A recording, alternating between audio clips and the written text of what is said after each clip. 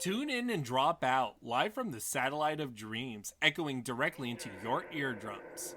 Huh? With the co-host taking an Antarctic sabbatical, Brogan is playing some old classics. Brogan! What? Who is that? I have unlocked new forms of transcendental podcastism. I'm reaching out to you from across the ice sheet. It is I, Murph. Tex Murphy from the Tex Murphy games? That's a deep reference. That's a deep cut reference.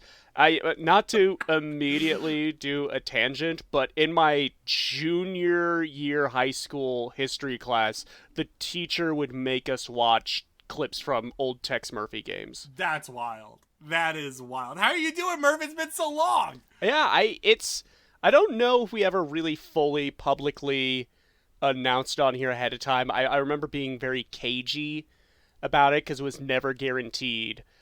But I have spent the last 3 months working as support staff for a research base in Antarctica. And I'll say up front right now, the views expressed in this podcast do not reflect those of GSC, NSF, or USAP.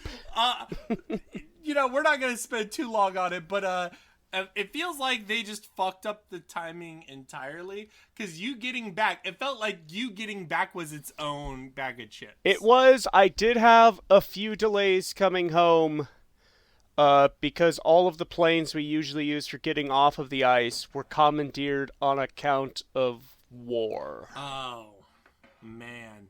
Let me ask you the big question. Would you do it again? I would do it again. It was a real, adventure. It's hard to articulate the actual adventureness of it because I was actively working there, and I was working a pretty mundane job in a cafeteria, but the actual act of being on this small isolated community, that was really wild. I would liken it to summer camp for adults. Oh yeah. And yeah, I would do it again. I may actually have something lined up to do that again, but again, it's just having to jump through the hoops, and I don't know, I'm not really sure it will become a regular thing, but it's neat to have my life go this way. The real benefit was being disconnected from the internet for a while, because I only had 2 gigabytes of Wi-Fi allotted per week. So I spent a lot less time doom scrolling and a lot more time catching up on my various backlogs. I probably played catch up with a lot more indie games and shit in my Steam library than I think I have in years. So what I attempted to do was get a jump start on my next big franchise playthrough. For those that missed it in our 2025 season retrospective, I am moving on from playing through all the Myst games to playing through all the Tomb Raider games. And so far, I'm 2.5 games through that. And, Brogan, I fucked up. I fucked up so bad. Because I did not know that all of the early Tomb Raider games are 20 hours apiece. That's wild to me. The more I hear about it, the more it feels like a slow dungeon crawler, but it's a technical platformer. Yeah, I'll get into it when we get to the very first Tomb Raider minute, which will probably be in the episode after this one. I've accumulated some thoughts and some feelings. Okay. But right, we'll bookmark it for another episode. Yeah.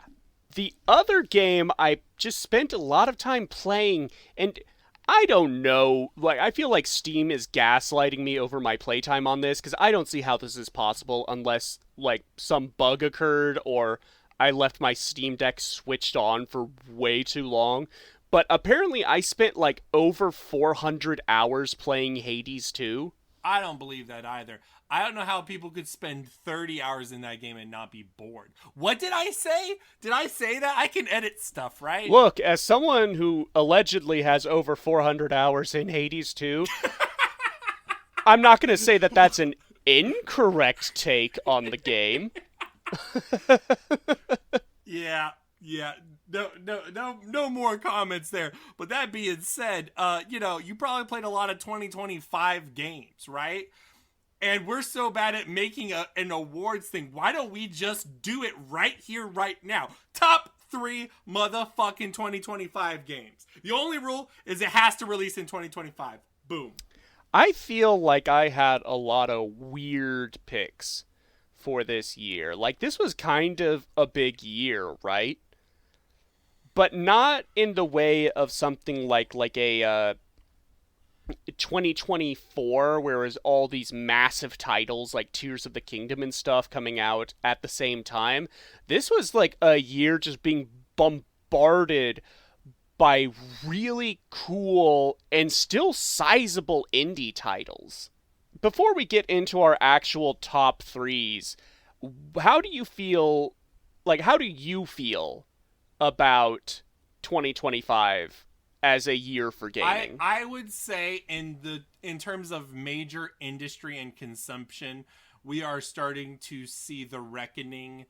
Not even a reckoning, but we're starting to see major pipeline issues and moral dilemmas creep into the final products. Now, there were titles on this that I was going to put for my game of the year, and I legitimately couldn't.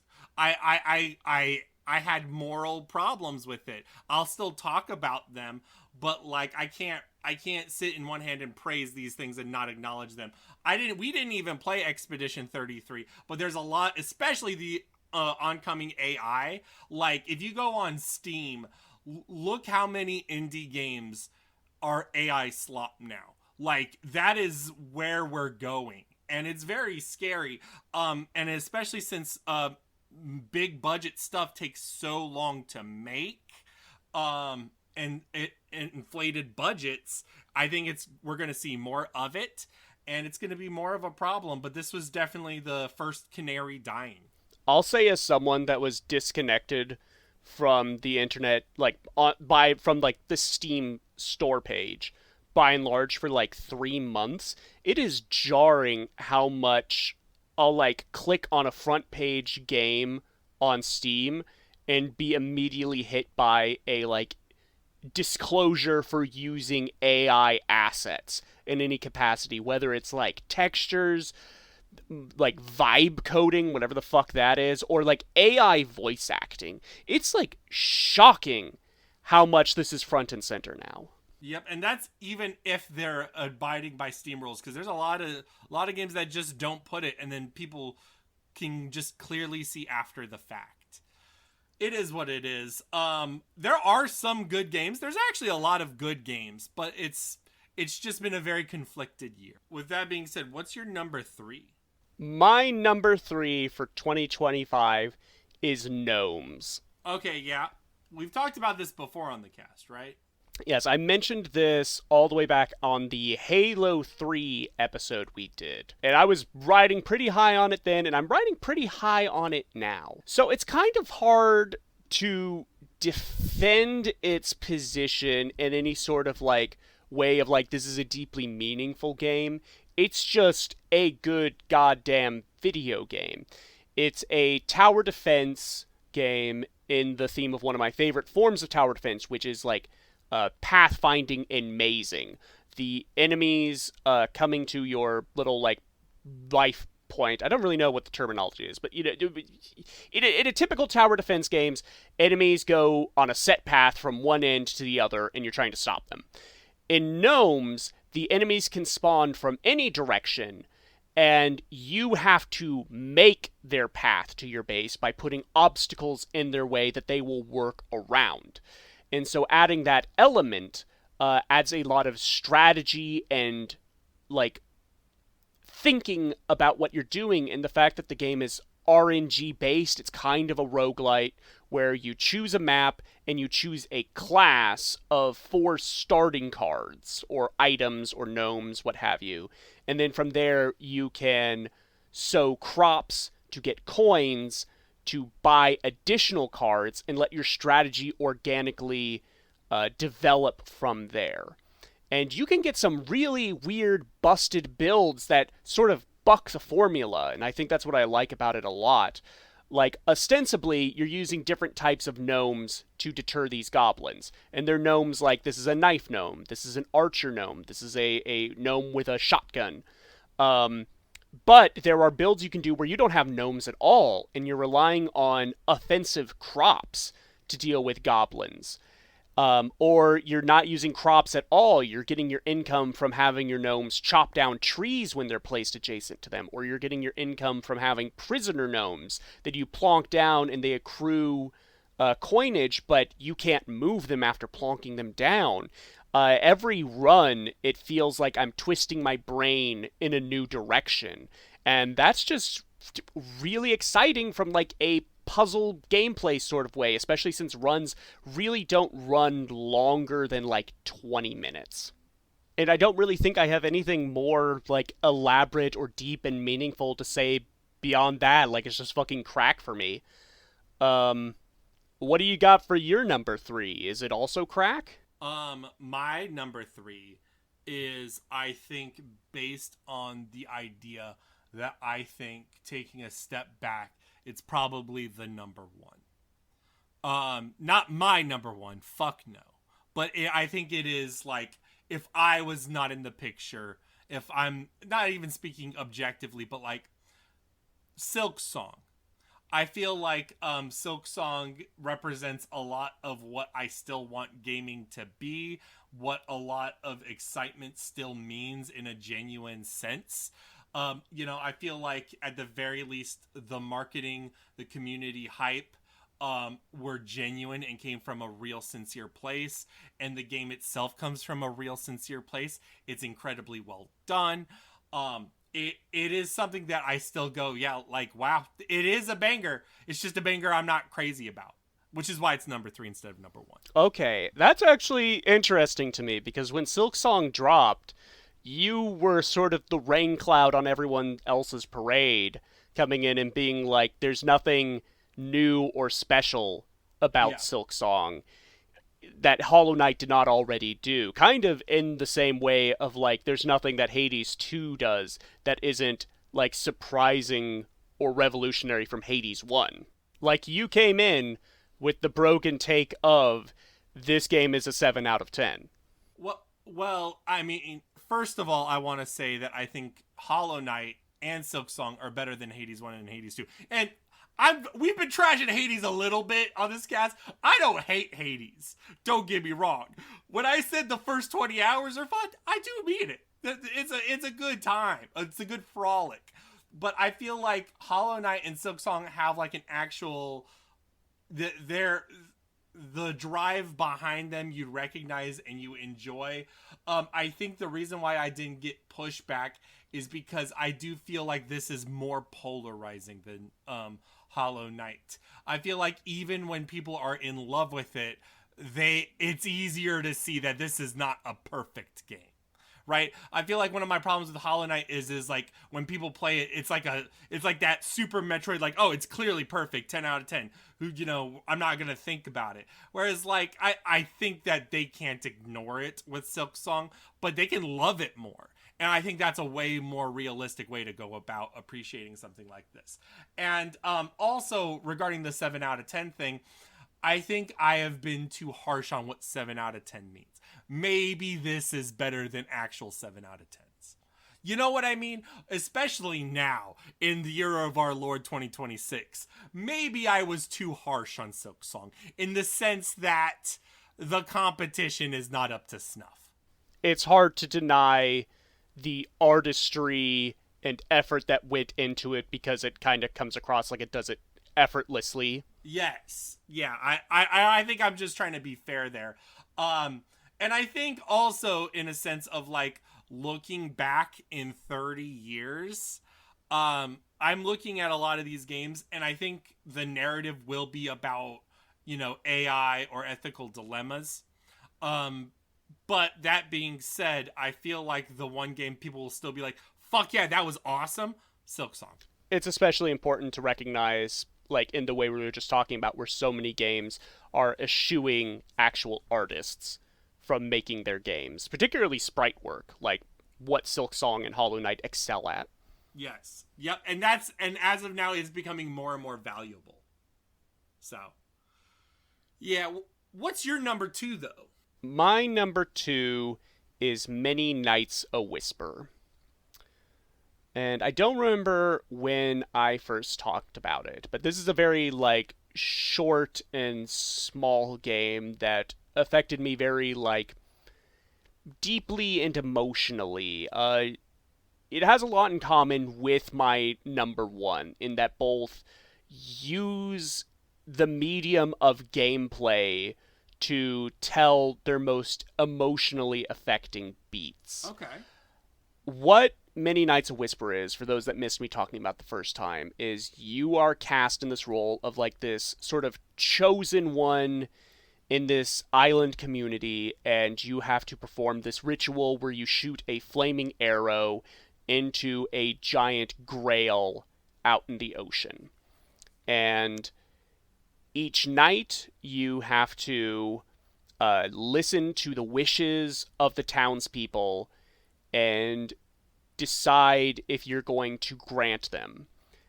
And for each one that you approve, your range on your shot gets greater until you're eventually able to make it into the grail. And then on the night of the ceremony, if you make the shot, everyone's wishes come true. And if you miss it, they will never come true. So you have all this weight put upon you, and the game actually follows through on that by making it that when it comes to the night of the ceremony, your save data gets deleted, and you have to actually make the shot. And it's not just that emotional moment, but it's also you have to go through each night listening to people beg and plead for their wishes to come true through a wall. You don't get to see their faces. It's all done anonymously. And it becomes this sort of Rorschach personality test where, like, a child comes up to you and says, I want a magical talking pink cat that can turn invisible because my parents can't know that I have a cat. Or another guy comes up and says, can you make it that cigarettes are healthy for you because I just can't quit them? Kind of based. Continue. And none of these questions actually have any sort of, like, narrative payoff. It's not like when you make the shot, you get to see the child with the pink cat. But it is this, like, personality quiz where you the player, sit and sort of be like, is this right? Should I, like, should this happen? Like, with the example of the child, it's not like, the question isn't, should this kid have a magical talking cat? It's like, should I create life and a friend for this child? And every prayer someone makes to you kind of has that, like, double-edgedness to it. Especially once it starts getting into much heavier questions. Like, a non-binary person comes up to you and is like, can you make it that we're all the same gender? Gender doesn't matter, because only then will I, like, believe that I'm comfortable in my own skin. Or a guy comes up and is like, I have a secret daughter that I've been keeping in a prison. And I've realized that is horribly fucked up and wrong. Can you free her, but make it so that no one knows that I did that? That's a lot going on. And I'm just sitting here rubbing my neck like, God, I don't know, man. I think you should have to live with the consequences. But also, I kind of don't want that little girl to have trauma. Mm-hmm. So it makes my number 2 because it really ran the gamut of different emotions for me, especially when it came to the end of the game. And I fucking biffed it. I missed the shot, and the game just had me sit in the silence of that failure. But even in that moment, it said to me, well, at the very least, the burden is off your shoulders and you don't have to worry about this anymore. And in a way, that was kind of affirming Yeah. to a degree that, I haven't gone back to give it a second run and see if I actually can make the shot. For me, it's kind of like Undertale, where I got the pacifist ending of Undertale, and I'm not going to go back to it because, to me, that is my truth for the story. And I just think games that elicit that reaction from me are notable. And this is super cheap. I'm seeing this for like $3. So this sounds like an easy ask for any listener of the cast. Check out this game. My number 2 is something, the one time we did a Donkey Kong game on here, it was about second bananas. This time we're doing Donkey Kong Bonanza. I have a Switch 2 now. I have been playing some games, and one day I'll talk about Pokopia. That shit rocks. But today, I want to talk about Bonanza mostly because, and I don't know if this is top 3. I don't even know if in 3 years I'm still going to love this game. I feel like I fell off of Odyssey really hard. The thing about Bonanza is, I'm also struggling to have a thesis statement here. It's formulating regarding platformers, because I feel like a lot of people are always about movement, and that makes sense for a platformer. But also, in terms of navigating space, the other side of the coin is the space itself. And Donkey Kong Bonanza does not have a lot of concern with how Donkey Kong moves. He moves okay. It's not bad. He has a lot of options, but it's not... Donkey Kong's never been crazy mobile. Instead, typically Donkey Kong games will just offer a lot of variety. And Bonanza offers a lot of variety, but then offers a lot of ways for you to manipulate the stages and work with the stages to enjoy the game in different forms, and the different missions have different ways to accomplish them. I hear people say that it's too easy. I legit don't care about a Nintendo baby game being too easy. I think this game, if I was 10 years old, I would be in love with it. I would be in love with the sandbox of it. I would be in love with being able to reach things the way I want to reach them. Does it ultimately end up being the same answer? Yes, but that's because of the player. That reminds me a lot of Tears of the Kingdom in that sense. And I think Donkey Kong does its reward structure and progression structure better than Odyssey did. I think one of the problems with Odyssey, not only in terms of like just the missions and the moons, but also what it was building towards, I feel like the upgrades in Donkey Kong Bonanza help give purpose to the 1,000 bananas you're getting. And it is a very artistic and colorful game that I really enjoy. And in terms of story, they do a smart thing by adding Pauline in and creating just like a very rock solid, I made a joke there, dynamic between the two, and makes it feel very personal. And in my opinion, like, I don't know if they're going to do a Donkey Kong movie. They might just straight up do a fucking Bonanza type thing. Even with how it fucks up the Donkey Kong timeline by having Cranky Kong be an old man at the same time that Pauline is a child. Murph. Shut the fuck up. No, I'm just kidding. I don't think this is a... People think way too hard about this shit. Way too hard. Like, Cranky Kong and K. Rool are in this. I think, in my head, Pauline / the lady from OG Donkey Kong and Cranky Kong, they're grandparents. I think Pauline in the game talks a lot about her grandma. I think that's just like the sly mention of like time passage. This is very clearly a sequel.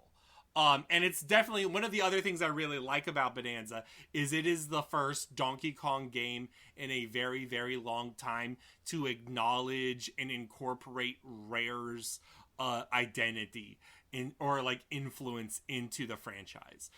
This game celebrates the Rare stuff, like in terms of new NPCs. They look and feel like the old Rare Donkey Kong Country games. And that is super important. And it's not important because, like, oh my god, reference the stuff I like. It's important because that was such a major part of Donkey Kong for so long, especially when you look at stuff like Diddy Kong. And, like, when you look at, like, say the Kremlings, for instance, spoiler alert, the Kremlings come back, and you know, it's like they didn't have better enemies. I like Tropical Freeze as much as the next guy, and I like Donkey Kong Country Returns, but they are not nearly as inspired. There's less energy and less fun to them than seeing these guys again.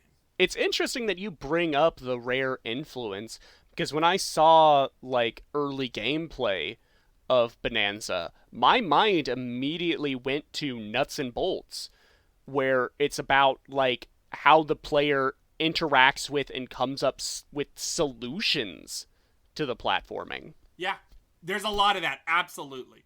And I think for a lot of people that are like, what about this, what about this, what about this, I think Bonanza takes a lot from, like, a Nuts and Bolts. Nuts and Bolts is not a typical platformer. It is a vehicle platformer in which you make stuff and you interact on your terms. Man, it's crazy. It's crazy to think about. What Bonanza isn't asking from someone is, like, timed button presses and understanding the movement tech. It's about, like, I don't know, spatial awareness and understanding of the environment, which is something that's, like, more in line with something a child is developing than an adult.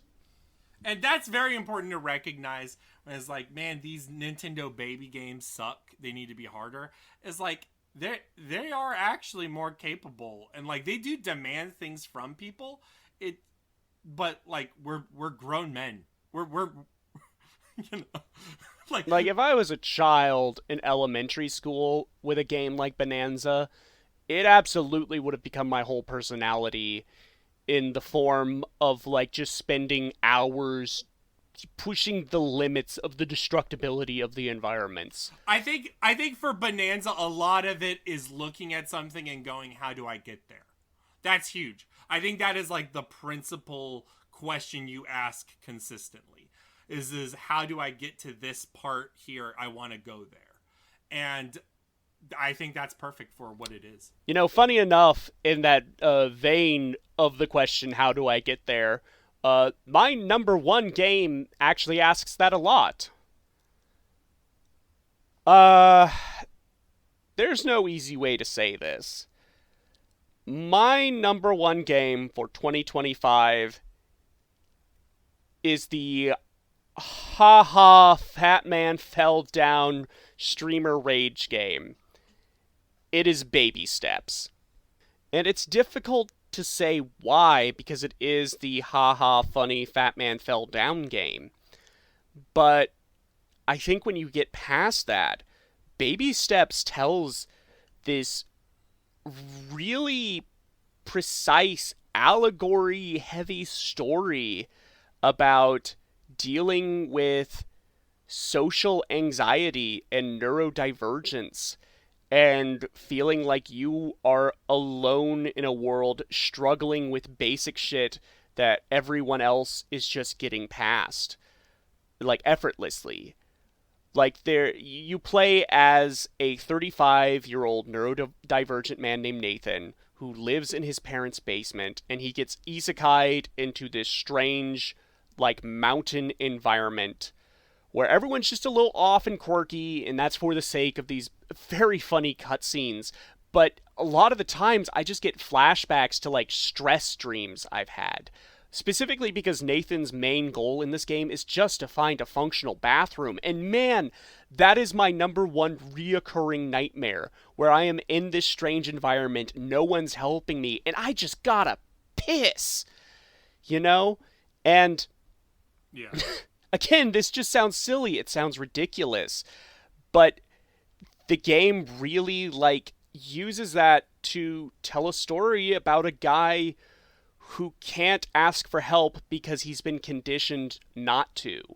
It's a game about, like, toxic masculinity in a lot of ways, especially when you get, like, secret cutscenes showing Nathan's backstory. and secret phone calls you can have with his dad. There's a great bit where you're walking across like this thing of quicksand and you find a guy half buried and he asks you for help. And Nathan just sort of like mumbles out like, oh, I guess you're just kind of like a beta male. And you can see on his face that he immediately regrets it, but like that's the sort of stuff he's been fed his whole life, that he has to do it on his own, which is difficult for him because he is just chemically like that's not how he's supposed to be living, and it's painfully relatable to someone that's dealt with neurodivergence. Yeah, I remember some of the infamous cutscenes. Like, there's a couple of there are a couple points on the map where you are basically in a giant hole and you cannot get out by yourself. And there's a person that comes by and is like, "Hey, do you want help?" And he's like, "Nope, I'm fine. I can get out. I can get out whenever I want to." And then they just lightly, here's a ladder. You don't have to take this ladder, but I'm just leaving this ladder here. And he's like, "Yeah, that's a good idea for everyone else. Yeah, put this ladder here." Stuff like that litters throughout the game. It is frustrating, but also says something about achievements. And also, there's a lot of exploration in this game that is meaningless, and like the cutscenes are the reward, or the little hat trinkets or whatever are the reward. And it also says something about self-motivation in that sense of you're going there because you want to, and you're pushing yourself forward. And literally, you have to consciously take every step of the way. And that's the actual beautiful side of it on the gameplay end, is like, it actually is pretty fun to manually take steps in this game. Like, I have never felt myself melt into a controller for movement in a game like this, where I stop existing, the controller stops existing. I am Nathan, literally taking these steps up this mountain, and the game continually finds new ways to reinvent on that, and also just generally fuck with you. Like, there's two bits that made me like just break down laughing in this game. Like, one is there's this optional collectible up on like a sandy hill, and you have to walk along this really like narrow path along this sand, and if you slip you're going to fall to the bottom and start over again. And at the end of this narrow path is a cactus, and if you touch the cactus even a little, Nathan will immediately go limp and fall over into a river that is strategically placed below the cactus, that takes you not even to the start of the path you are on, but like 2 paths before that. And if you manage to finesse your way around the cactus, you then have to walk across a rope over the river that takes you beyond even the beginning. And at the end of the rope is another cactus. And as you try to finesse your way around that cactus, the second cactus reels back and punches you and sends you flying to even beyond the river. And it is so goddamn hilarious that I can't even be mad. Not just because it made me laugh, but also in a way of like, I don't know.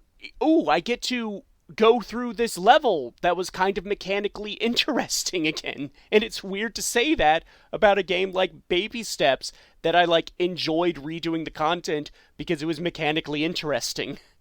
The second time is you're in this a dark cave, and you're offered to get a lantern, but Nathan's worried that if he gets through the dark cave with a lantern, people are going to make fun of him. So you have the option to not take the lantern, but obviously the cave is easier to do with the lantern, especially when you get to the end of it, and there's a downwards escalator leading into the area you need to go, which you wouldn't be able to see or account for without the lantern. And yes, when you get through the escalator and you get to where Nathan needed to go, all the NPCs make fun of him for having to go through it with a lantern. And I don't know, man, that's deep to my small media literacy brain, right? Like, so much of the game is about rewarding and aggrandizing yourself for getting through it, rather than getting a shiny thing or an NPC patting you on the back. All the achievements you get for this game are for taking the easy shortcut.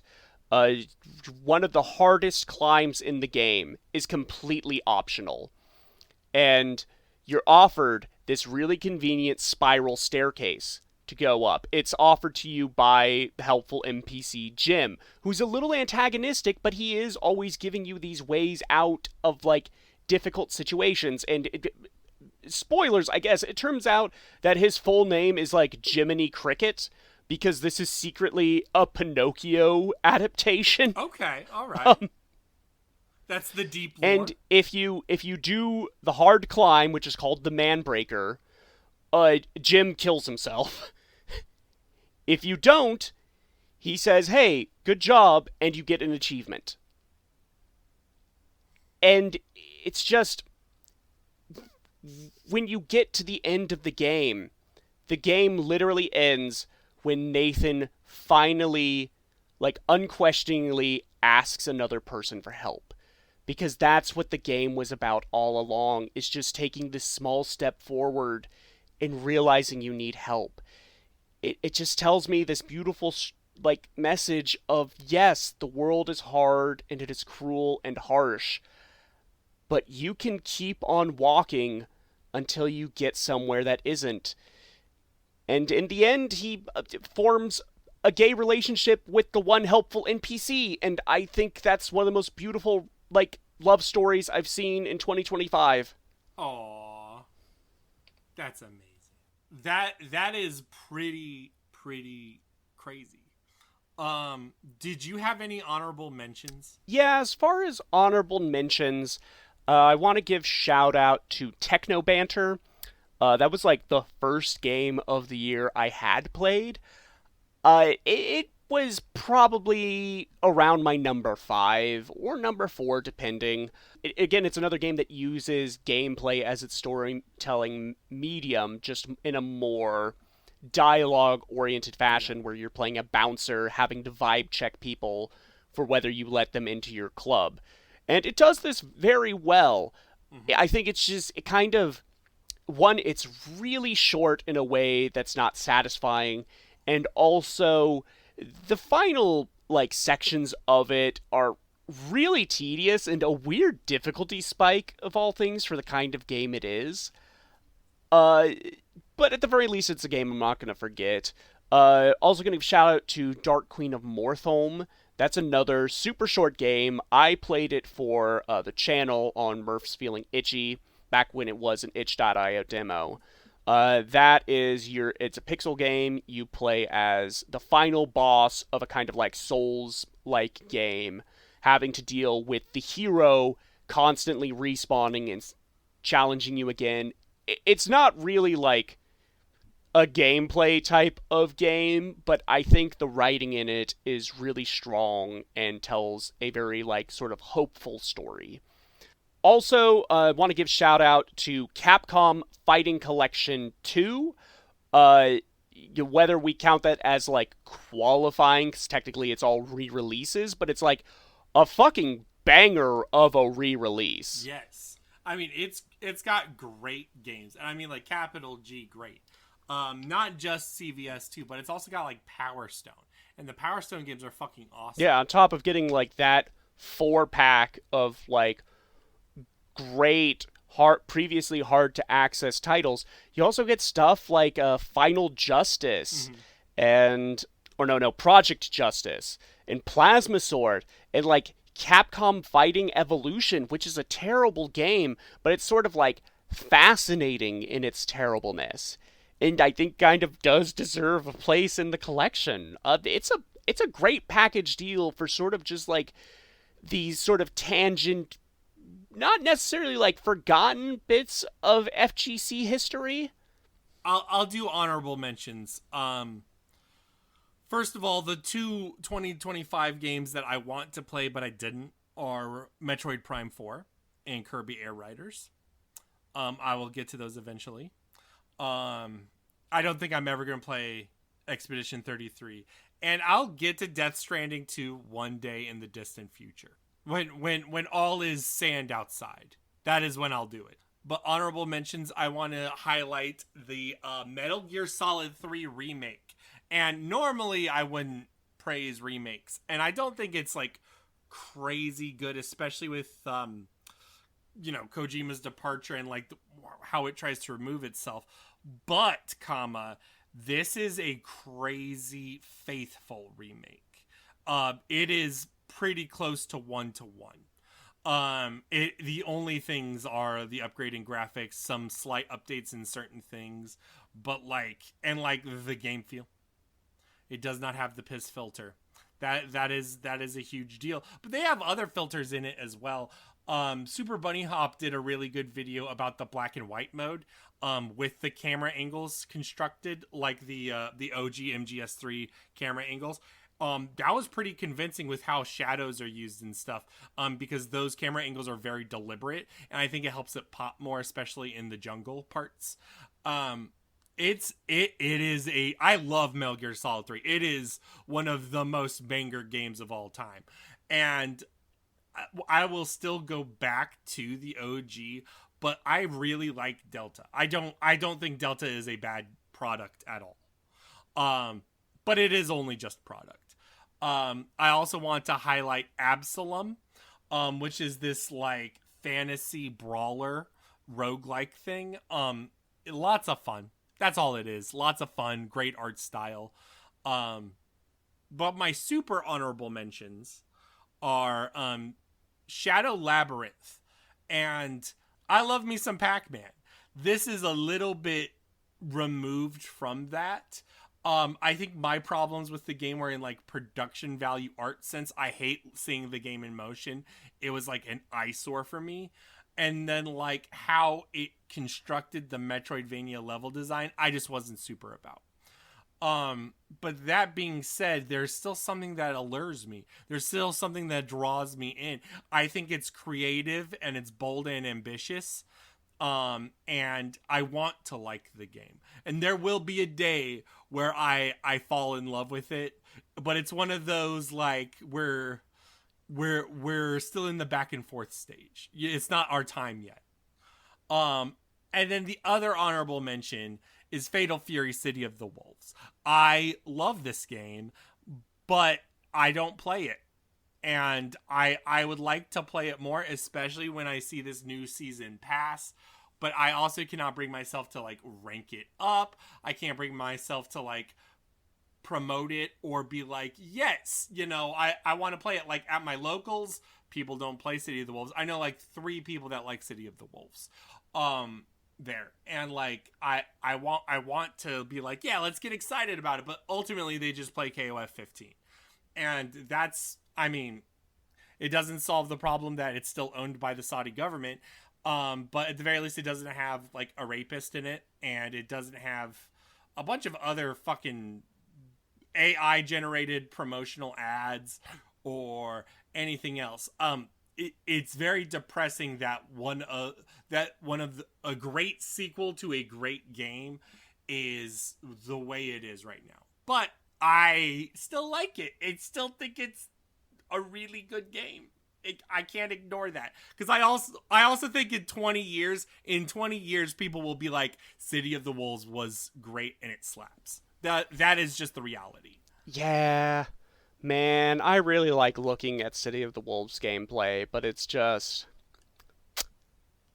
difficult. It's difficult having standards, because when I came back from Antarctica, I was like thinking, oh, maybe I'll like get into a second fighting game. Maybe now is the time for City of the Wolves. And not like 3 minutes after I had booted up, a Steam friend messaged me saying, wow, you're really out here supporting the Saudi royal family. I think Will Berger had a really good piece that was actually something, ironically, is like, it's very easy to have standards. And like, he is one to easily say no to something, but also in this industry, a lot of these games are problematic. in a lot of ways that we don't acknowledge. And this one is just very forward facing with it. I mean, the secret irony of that is the only reason I have City of Wolves to begin with is because Will gave me one of his extra review codes.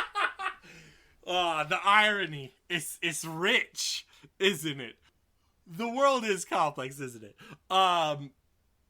But my actual game of the year is Silent Hill F. I have finally beaten it. It is pretty fucking good. Oh, really? That's not what I predicted at all. What do you think it was going to be? I thought it was going to be Seance of Blake Manor. Oh, that's a pretty good game. That would be in my honorable mentions. We need to talk about that game at some point. I do, in fact, love Seance at Blake Manor. That we'll bookmark that for another time. But no, Silent Hill F, I think maybe it's because I'm fresh off experiencing other Silent Hills again, and I'm fresh off, like, looking at it. It excites me, the way that this took Silent Hill as a property, and because it's original. It's inventive, and it's fun. And this is what I want to see in Townfall. And, like, the actual personal story and what's going on with the characters is fascinating. And it's great. And it's exactly what you want a horror game to be. And the combat is pretty good. And that's actually an amazing thing for a Silent Hill. And visually, it looks stunning. I don't think I can't recommend this game enough. So is it getting a bump because of, like, the Silent Hill-ness of it all? Like, oh wow, they made a new Silent Hill and it's good? Like, how do I want to phrase this? Is it a good game that just happens to be a Silent Hill game, or is it a good Silent Hill game? It's a little bit more Souls-like in actual gameplay, and in the puzzles challenge you in ways that are still culturally interesting. And let's put it this way, there are puzzles that sort of educate you about Japanese culture and tradition, and those are also very thematically resonant for the actual characters involved. And, like, there's an entire struggle regarding, marriage and love and predestination and like family life. This is a game, I'm trying to avoid Silent Hill stuff.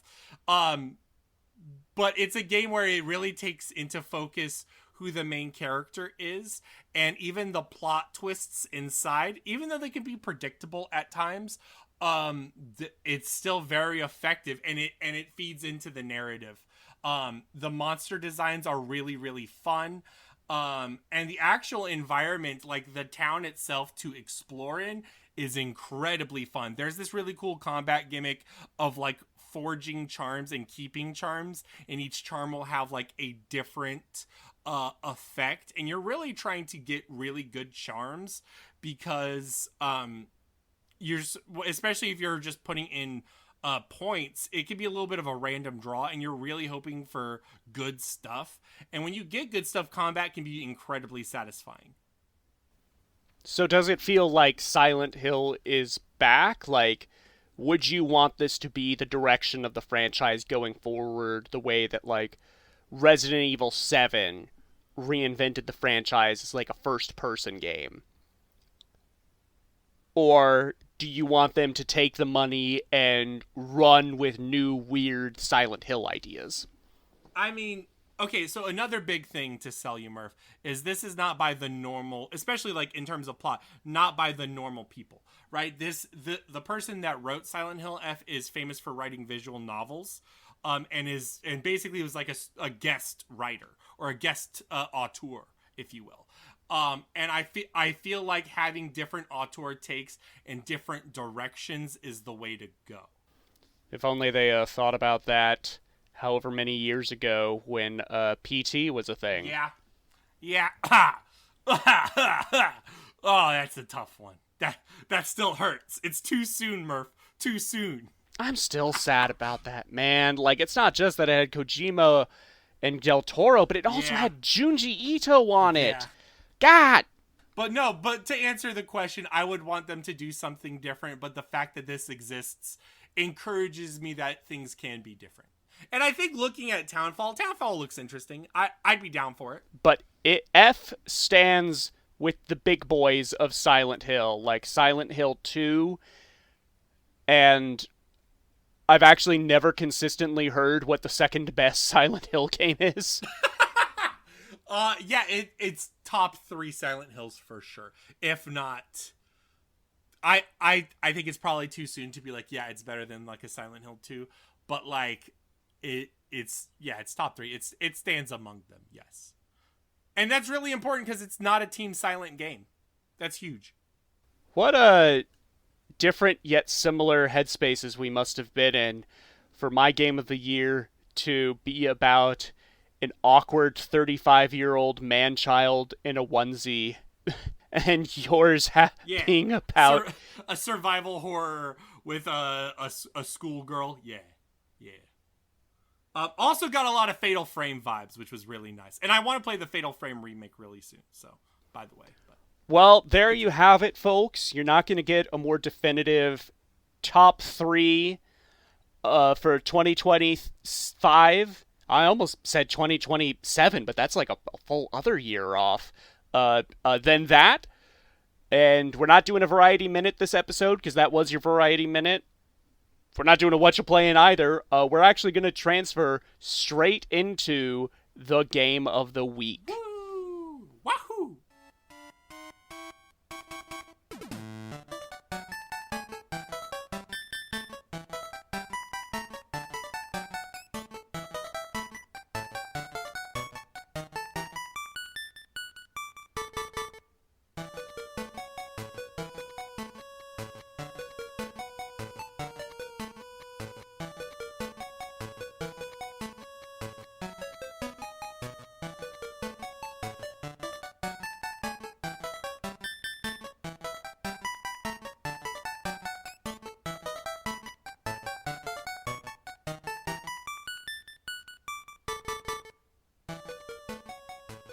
Our game of the week is Mario Land 2, 6 Golden Coins. Released in 1992 for the original Game Boy, Mario Land 2 sought to refine the handheld platforming done by its predecessor, Mario Land, in 1989. The game was developed by Nintendo's R&D 1 division, which developed their handheld games all the way back to the Game & Watch. The team was led by Metroid developers Hiroji Kiyotake and Gunpei Yokoi. But crucially, very little of the team worked on prior Mario platformers. Instead, the game was by and large created by designers and artists for Nintendo manuals and strategy guides, who preferred to work with larger sprites and unique level concepts compared to the bite-sized look of Mario Land 1. The story of the game introduces Wario, a self-styled rival from Mario's school kid days, who has used a magic spell to take over Mario's private island that he apparently has, and brainwashed the inhabitants to hate Mario. Mario must traverse 6 areas of the island to collect magic coins that will unlock the door to his castle and defeat his doppelganger. With all that in mind, Brogan, how do we feel about Mario Land 2? I have no idea how you feel about Mario Land 2. First of all, shoutouts to Gunpei Yokoi. Shoutouts. Second of all, I think the important thing to note is, especially going forward, I've always wanted to cover the Wario Land games. I feel like this is actually the prologue to that. This sets the stage, because you're right, the Super Mario Land games look and feel completely different from the console games for many reasons. I do want to say the feel of Mario Land 2 is very different, but because of how it looks, if you contrast this with like Mario Land 1, I think Mario Land 1 looks and feels completely different. Whereas this game, because it has that concept art, like we want to make the sprites fucking look like the box, Because of that, there is more consistency, and you look at and you go like, okay, this is Mario. Whereas like in Mario Land 1, you're like, man, this is some abstract shit. Um I think it plays well enough. It's a little too easy. I have more comments going into it later, but what I really like about it is it feels fresh at a lot of points where it zigs a lot of times when Mario zags, and there's still like a consistent like this feels like a Mario world still. I think one of the interesting things I like about it is being able to go to like pretty much any of the 6 worlds at any time.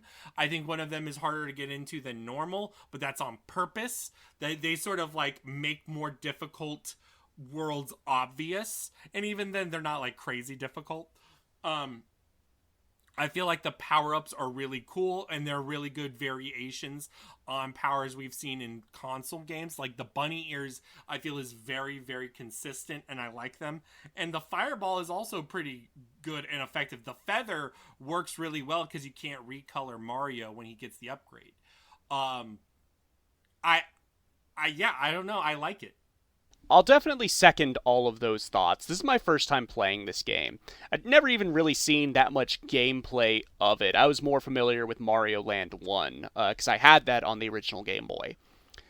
And, like, this game just, like, paints such a more storybook, like, vision of the Mario universe.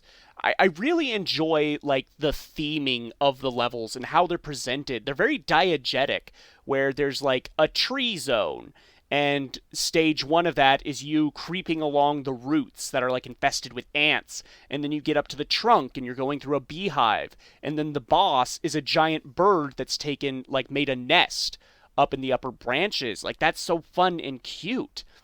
And on the gameplay side of it, what really made it click for me is realizing how short the game is, and how when you run out of lives, you have to start it all the way from the very beginning. There's not a save system. And that sounds like brutal, old school Nintendo hard, but actually, you can beat this game in like maybe 40 minutes, if that. And so it adds this, like, kind of interesting, like, pick up and play. You're not killing, like, 10 minutes. You're just, like, killing an hour or so and seeing if you can get to the end. And that, in a way, makes the stakes really high, but I'm sure once you've mastered the game, it just makes it kind of like a chill time, like rereading your favorite picture book as a child. Yeah, there's nothing wrong with that.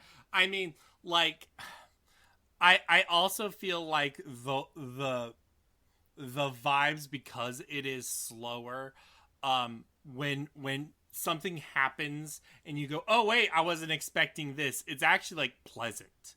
It is a pleasant surprise every time. Like, I tried jumping and there's a block blocking my trajectory. I have to go around the block now.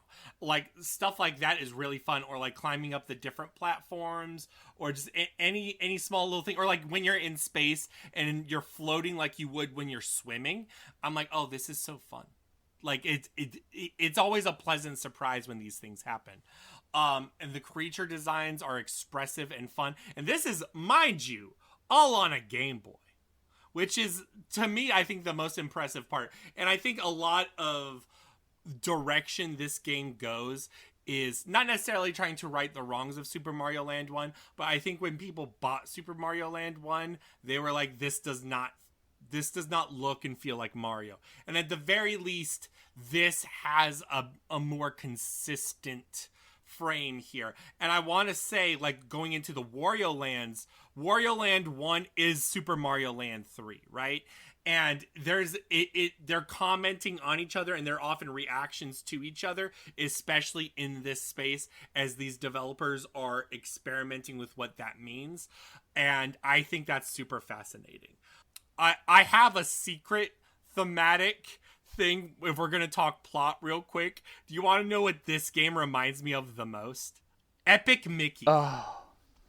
No, I see the vision. Okay. I see the line. Here's the thing. Let me paint a picture for y'all. This is 80% shitpost, 20%. No, fuck that. You're cooking with this one. You are fucking cooking with this take. So the island is like a theme park, and they're all themed, right? And the big thing is Mario has to confront certain elements of his own identity. The thing about the Mario robot, what is the Mario robot? It's a toy. So when it's not just vanity, his legacy is being a toy, literally. And the only other backdrop to him is a fantasy backdrop. So it's fairy tales and toys. That's what actually defines his level section. And then when there's other like theme park parts, obviously. The other thing I like is Wario himself. Wario is not like a reverse Flash. He is not Bizarro Mario. He is actually Mario exaggerated. He is all of the aspects of Mario turned up to 10. If Mario collects coins, Wario hoards coins. And in that sense, he is the Super Mario. Wario is like fucked up in this game. He's like he comes across like a homunculus. Like kind of like how Robotnik built his own like Mecha Sonic. Mm-hmm. And that's like a dark caricature of Sonic. In a way, Wario feels like Bowser grew him out of a tube to spite Mario. Yes. He doesn't look real, especially in his like exaggerated form. He looks like a cartoon. Like he's wearing a suit. But the fight with Wario itself is interesting because he goes through your power-ups. And I feel like that's something that modern Mario games do a lot, where it's like Mario 3D World ends with Bowser getting the cat bell and turning into Meowser. And I think Mario 3D Land did that as well, but here it feels more meaningful because it's not like just the one power-up. He uses the Fire Flower. He uses the rabbit ears. But Wario goes through him. He has phases. This is a multi-phase boss fight. And then when you beat him, he shrinks down into like a little goblin form, which I guess is supposed to be him without the super mushroom. Yeah. But he looks even more fucked up than before, and he cries and then throws a shoe at you. And that's just such a deeply strange but human moment. And I still am like deeply questioning the idea. He gives up and throws a shoe at you. Yeah, you can see some deep-seated insecurity. The castle is the best part of the game. It's just the right amount of difficult. And it is just the right amount of escalation. And the Wario boss fight is fucking awesome. The vibes I got from this game really is another Game Boy adaptation of a Nintendo franchise, and that's Link's Awakening, where much like you said, every way a traditional Zelda zigs, Link's Awakening zags. It doesn't have the standard, like, fire, shadow, ice dungeons. It has a slime dungeon, a key dungeon, a color dungeon. And in this game, you're not doing, like, standard Mario, like, Green Hill Zone, desert, snow mountains areas. It's, like, tree zone, pumpkin zone, where you're not fighting Goombas, you're fighting like Jason Voorhees like masked creatures, like a zone that's like entirely within the stomach of a giant turtle, a Mario zone where Mario has a giant toy like mecha version of himself on his private island that he has. Still very strange, but even that kind of works to like this very like 90s Japanese idea of Mario being like this, I don't know, for lack of better phrasing, like this kind of wizard that has his private sanctum, and this is the first time we're getting to see that. It's interesting that this game has such bigger sprites, and in the past, in the Quackshot episode, we complained about bigger sprites being a problem for platforming because it makes the space feel claustrophobic. But I think this game kind of beautifully threads the needle by making it all just slow enough that you're never feeling like any sort of like urgency or surprise when a new enemy enters the screen. Another thing I like about this game is the bells. I like the checkpoint bells slash. The bells are great. Thumbs up on the bells, and then and the end stage bells where like it does like the flag thing of like how do I get to the top of the flagpole. It does that for the bells, and that's so cool. Thumbs up, love it. I like it because it makes me have to do just like that little bit more of interactivity for my checkpoint. You have to actually jump and hit the bell to hit the checkpoint through the level, as opposed to Yeah.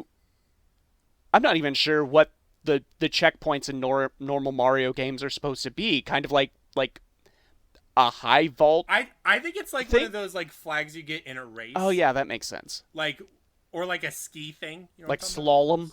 What word did you just say? Slalom is a thing. It's a Winter Olympic. I don't know what that is. Okay, sure. But those you just run through. But here with the bell, you have to jump and ring it, and that's like satisfying. Going back to the final level of Wario's castle is like that is the hardest part of the game, and I was just chewing through lives. And that's actually when it clicked for me, like, oh, if I was playing this as intended back in the day, like this is where the stakes would be at their highest, because if Absolutely. I lose, I have to go through it all again. But again, because the game is so short and bite-sized, Yes. that honestly would feel kind of more like the run back to a Souls boss, where you got through the tricky sort of obstacle course it hands you, and now it's real shit hours.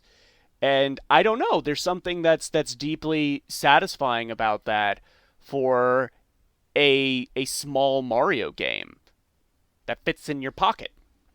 I think this game had to sacrifice a lot of the Mario platforming and movement, but says a lot about world design and area design in each segment. And yeah, it feels cohesive. Each theme feels right, and they're never that long. It's like what 3 stages per level. So, there's different ways to get to the boss. It feels fun and floaty. This is a game where I don't mind the floatiness. Yeah, man. I also like the fact that you get so many extra lives. I think the other element to doing it in one run is the fact that they hand you lives, and the point of the coins is sort of a gambling thing in which you're trying to get as many lives as possible, and you just see the number keep going up. And also like Donkey Kong, where there are some times where you could, in theory, hit a block and like be like, oh man, I just keep fucking up here, and the lives just slowly go down and down and down until you get your shit together and you move forward. Honestly, the Mario game that this reminds me most of is Mario Sunshine, I could see that. Yeah. where it doesn't have the best platforming or like mechanical depth, Yeah. but I do kind of vibe with it, and I just like hanging out in it. Like how Mario Sunshine has this tropical island environment, I just like looking at. I like looking at these very distinct sprites and areas where it's not just each world is flavored so uniquely, each level within the world is flavored so uniquely. Like in the macro zone, which is you're shrunken down and going through this giant house. There are enemies in there that will steal your power-ups, and you have to chase them down, and that's like exciting.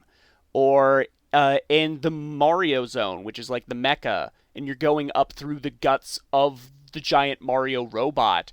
They kind of do a spin on the sentient blocks from Mario 3, but here they sort of like stand up and pull out a club and chase you.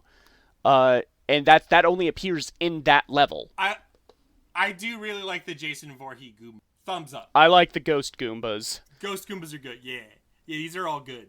Oh man, this game is fun. It is very harmless. It's very hard to like dislike this game or take anything away from it. I feel like it feels a lot like Super Mario World. The one thing that I'm always weird about is his like spin jump once you've upgraded. You know what I mean? And it felt weird in like world too, but like the way it feels in this, especially like with how you hold the button down, I don't know. It always felt weird. I also feel weird going up into pipes in this. The pipes are weird because it doesn't do like the doodle where it's like gradual. Instead, Mario just like gets sucked up through that fucker. Yeah. To critique the game a bit, I do have it written in my notes here that the music is a wholehearted effort. Yeah. And I'm not really sure if it's a Game Boy thing or a they didn't really put in the effort thing. Oh, for sure. Yes. And Mario Land 1 has bops, by the way. The Power Star theme is like, we all know what it sounds like when you get a Power Star in a Mario game. Whatever you think that is not what the Power Star theme in this game is. It sounds like a bunch of flatulent mice tango dancing across a Casio keyboard. Awful. Dog shit. Yeah, for sure. I do like that the game has a kill counter on your screen. That's fun. Like Metroid 2. It...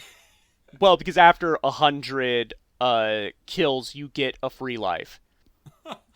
It rewards genocide. Yeah, but that's weird because, like, ostensibly, these are like Mario subjects and they're just brainwashed. Like, this is the Mario land. That's true. Oh my gosh. This is his turf. I like going to space and fighting Tatanga. The bosses are okay. Like, other than Wario, the bosses, I also felt very like Link's Awakening at times, where it's like, okay, what's the gimmick? Okay, alright, I'm just gonna do this. And especially when they do like the sweeps, when they go down and up, I just like end up on the other side of the screen, wait to jump, and then I jump, and then it's all over. I'm like, okay, well. I do appreciate that the bosses are like, you can do them fast, where if you like time their invincibility frames after getting hit, you can immediately hit them again. It's not like any sort of thing where you see in a modern Mario game where they'll do like their 3 attacks and then come down low for you to jump on them. I guess Tatanga does that, but he's a special case because he's a cameo. I don't know if this is going to be a hot take, but I think the rabbit ears are the best flying power-up in any Mario game.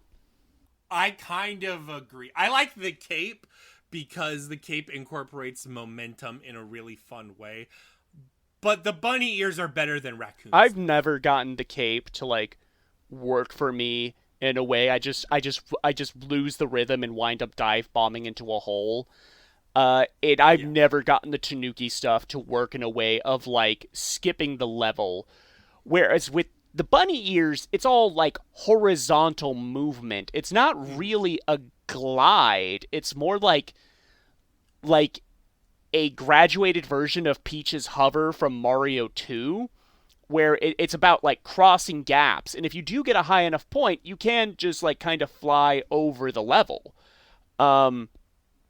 And I don't know, that just feels way more functional. And getting the trade-off between better platforming or better offense with the Fire Flower makes kind of picking between them an actual choice. Yeah, I like how his jumps feel. Like, I honestly, when he's normal Super Mario, his jumps are okay, a little too floaty. I also like the one world that alters I like space where it alters the jump trajectories. I think that's really fun. But anyways, but it feels like Mario is built for the bunny ears, like to just normally traverse. In terms of like Mario-ass, like portable games, I feel like this. Obviously, my favorite is Donkey Kong 94.